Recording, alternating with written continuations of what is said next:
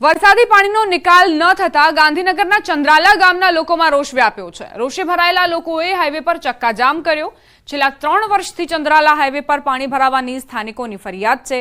National highway ઓથોરિટીને પણ સ્થાનિકોને અનેક રજૂઆત કરી હોવા છતાં પણ સમસ્યાનું નિરાકરણ ન આવતા સ્થાનિકોએ ઉગ્ર વિરોધ કર્યો। ચક્કાજામના કારણે હાઈવે 4 થી 5 કિલોમીટરનો ટ્રાફિક જામ સર્જાયો હતો। એક તરફ મોડાસામાં કઈ રીતે ખાડાને લઈને ચક્કાજામ કરવા પર મજબૂર બની ગયા નાગરિકો તે તસવીરો જુઓ। બીજી તરફ ગાંધીનગરની તસવીરો પણ સામે આવી રહી છે, જ્યાં 4 થી 5 કિલોમીટરનો ટ્રાફિક જામ થયો। પાણીના નિકાલ ન થતા જ રોષ વ્યાપ્યો છે અને સ્થાનિકો હવે આકરા પાણીએ જોવા મળી રહ્યા છે। વારંવારની રજૂઆત છતાં પણ નેશનલ હાઈવે ઓથોરિટીને સ્થાનિકો રજૂઆત કરી।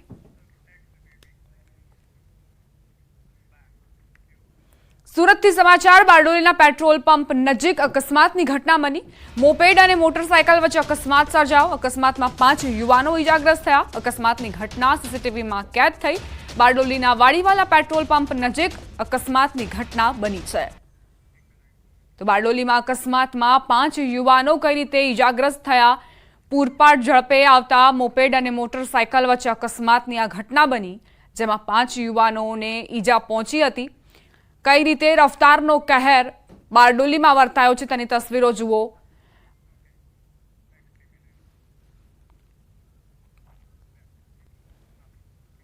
વડોદરાથી સમાચાર। વાહન ચાલકે વધુ એકનો જીવ લીધો। રેતી કોન્ક્રીટ મશીનનું ટાયર મહિલાના માથાના ભાગે ફરી વળતા મોત નીપજ્યું। ગોત્રી નીલાંબર સર્કલ પાસેની આ ઘટના। મહિલા પોતાની દીકરીને સ્કૂલમાં મૂકવા જતા હતા તે સમયે અકસ્માતની ઘટના સર્જાઈ। ગોત્રી પોલીસ ઘટના સ્થળે પર પહોંચીને બનાવની તપાસ હાથ ધરી। અકસ્માત સર્જનાર ભારદારી વાહન ચાલકને લોકોએ પકડી પોલીસને સોંપ્યો। વાહન ચાલક નશો કરેલી હાલતમાં હોવાનું સામે આવ્યું।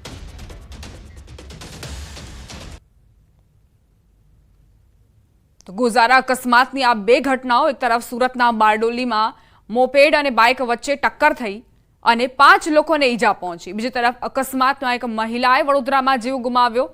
જે વાહન ચાલક હતો તે નશાની હાલતમાં હોવાનો આરોપ છે અને આડેધડ તેણે વાહન હંકારીને એક મહિલાનો જીવ લઈ લીધો। આ મહિલા પોતાના બાળકને સ્કૂલે મૂકવા જઈ રહ્યા હતા। તેમને શું ખબર હતી કે એક વાહન ચાલક તેમની પર ત્રાટકશે કાળ બનીને।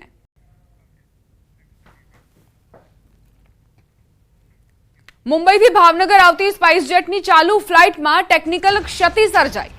મુંબઈ એરપોર્ટ પર મુસાફરોએ હોબાળો મચાવ્યો। સ્પાઇસજેટની ફ્લાઇટમાં મુંબઈથી ભાવનગર આવવા 70 મુસાફરો બેઠા હતા, પરંતુ નવસારી પહોંચતા ફ્લાઇટ હવામાં હાઇટ નહીં પકડતા ફ્લાઇટને મુંબઈ પરત લઈ જવાઈ। ચાલુ ફ્લાઇટમાં ટેકનિકલ ક્ષતિ હોવાની પાયલોટે જાહેરાત કરતા મુસાફરોના જીવ તાળવે ચોંટ્યા। બીજી તરફ મુંબઈ ફ્લાઇટ પરત લઈ જઈ મુસાફરો માટે અન્ય કોઈ વૈકલ્પિક વ્યવસ્થા ન કરાતા મુસાફરોએ મુંબઈ એરપોર્ટ પર હોબાળો મચાવી દીધો।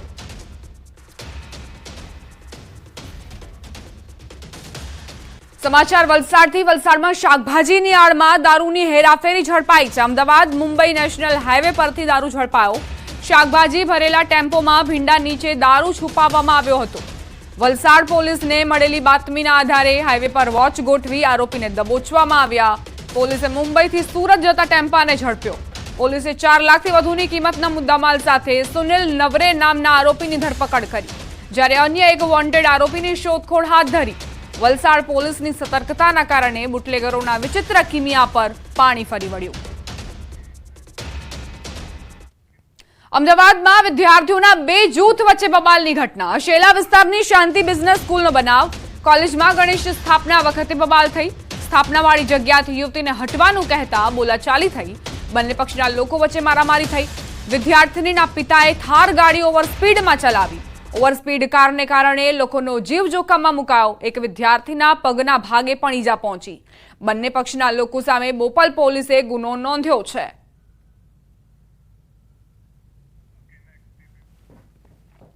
અમદાવાદ ક્રાઇમ બ્રાન્ચે જુદી જુદી એજન્સીઓના અધિકારી હોવાની ઓળખ આપી છેતરપિંડી કરતા આરોપી ભરત છાબડાની ધરપકડ કરી છે। આરોપી વિરુદ્ધ અમદાવાદ અને ગાંધીનગરમાં કુલ 4 ગુના નોંધાયા હતા। છેલ્લા 1.5 મહિનાથી ભરત છાબડાને ફોન બંધ કરી અલગ અલગ જગ્યાએ છુપાતો ફરતો હતો।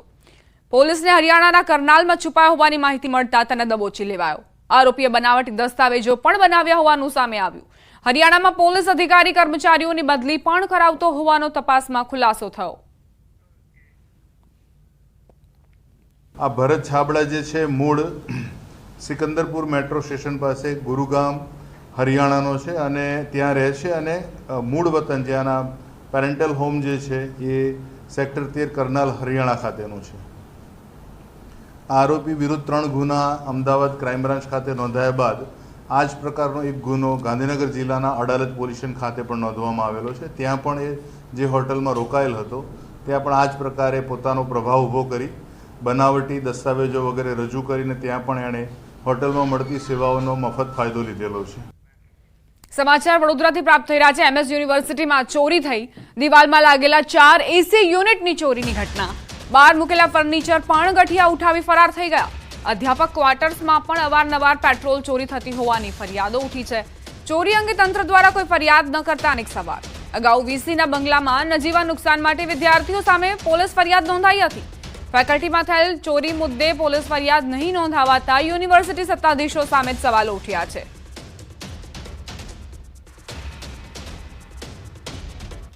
સુરતમાં પથ્થરમારાની ઘટના પર સરકારના પ્રવક્તા મંત્રી ઋષિકેશ પટેલનું નિવેદન। રાજ્ય સરકારે સમગ્ર ઘટનાને ગંભીરતાથી લીધી છે। આખી રાત કોમ્બિંગની કામગીરી કરાઈ। કુલ 27 લોકોની અટકાયત કરાઈ છે। હાલ વિસ્તારમાં શાંતિનો માહોલ છે। રાજ્યમાં શાંતિ સુલેહ રહે તે માટે સરકાર કામ કરી રહી છે।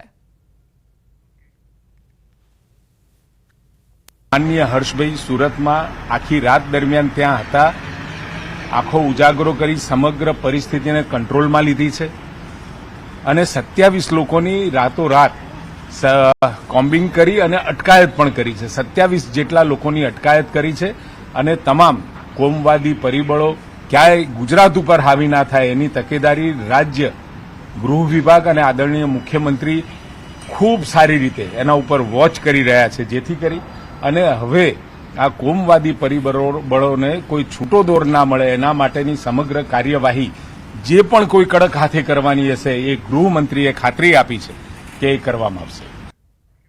અમદાવાદ મ્યુનિસિપલ કોર્પોરેશનના લાઇટ ખાતાની ઘોર બેદરકારી સામે આવી। શહેરના આનંદનગર વિસ્તારમાં રોડ પરની સ્ટ્રીટ લાઇટો બંધ હાલતમાં જોવા મળી। શહેરમાં ભૂતકાળમાં સ્ટ્રીટ લાઇટ બંધ હોવાથી અનેક વખત અકસ્માતના બનાવો સામે આવ્યા છે, છતાં પણ હજી અનેક સ્ટ્રીટ લાઇટો બંધ હાલતમાં જોવા મળી રહી છે। શહેરમાં અનેક રસ્તાઓ એવા છે કે જ્યાં હજારો વાહનોની અવરજવર રહેતી હોય છે, છતાં સ્ટ્રીટ લાઇટ બંધ હાલતમાં જોવા મળી, જેના કારણે વાહન ચાલકોને અકસ્માત થવાનો ભય પણ સતાવી રહ્યો છે।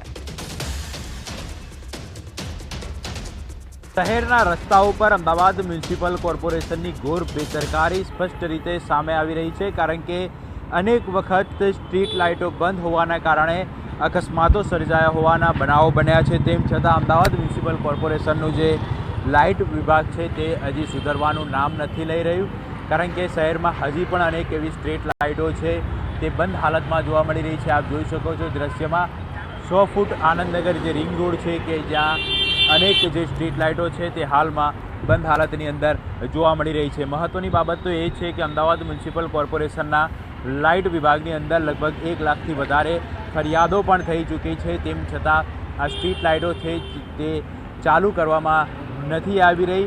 ભૂતકાળની અંદર પણ સ્ટ્રીટ લાઇટો બંધ હોવાના કારણે અનેક અકસ્માતના બનાવો પણ સામે આવ્યા છે અને અનેક નિર્દોષ લોકોએ જીવ ગુમાવવાનો વખત આવ્યો છે।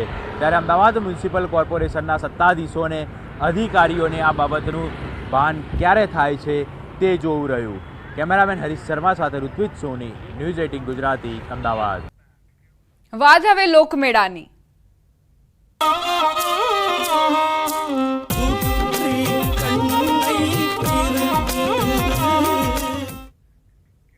દ્વારકાના જામખંભાળિયામાં લોકમેળામાં માનવ મહેરામણ ઉમટ્યું છે। લોકમેળાના આકાશી દ્રશ્યો સામે આવ્યા। શ્રીરેશ્વર મહાદેવના પટાંગણમાં આયોજિત મેળામાં ઋષિ પાંચમ પર જનમેદની ઉમટી। મિની તરણેતર ગણાતા આ મેળામાં આસપાસના જિલ્લામાંથી પણ લોકો આવતા હોય છે।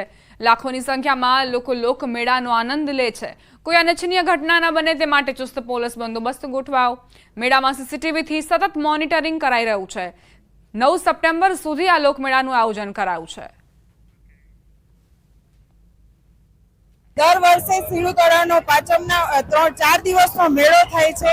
આ વખતે પણ યોજાણો છે ને બહુ સરસ મેળો થાય છે। અહીં ખાસ સારી એવી સુવિધા પણ છે। અને અમને બહુ મજા આવે છે. અહીંયા બારગામથી પણ ઘણા લોકો મેળાનો લાભ લેવા આવે છે. અને અહીંયા જેમ આપણે તરણેતરનો મેળો છે એવો જ સરસ, એટલો જ સરસ મેળો અહીંયા થાય છે અને એકદમ આનંદ આવે છે.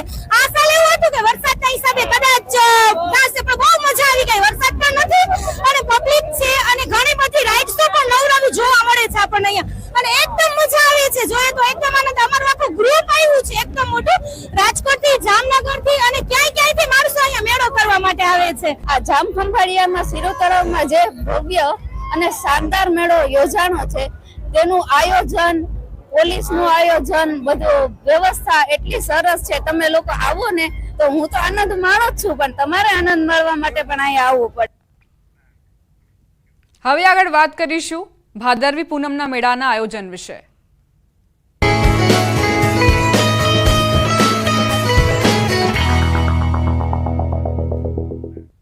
બનાસકાંઠાના અંબાજી ખાતે ભાદરવી પૂનમના દિવસે દર્શન કરવાનું અનોખું મહાત્મ્ય છે, જેથી હાલ ભક્તો પગપાળા અંબાજી જઈ રહ્યા છે. પંચમહાલ જિલ્લામાંથી પણ મોટી સંખ્યામાં ભક્તો રથ લઈ પગપાળા માતાજીના દર્શનાર્થે જઈ રહ્યા છે. હાલ વરસાદી માહોલ વચ્ચે ભક્તો બોલમાળી અંબે જય જય અંબેના જય ઘોષ સાથે ઝૂમતા ઝૂમતા પદયાત્રા કરતા જોવા મળી રહ્યા છે. યાત્રીઓની સેવા માટે ઠેર ઠેર વિસામાનું પણ આયોજન કરાયું છે.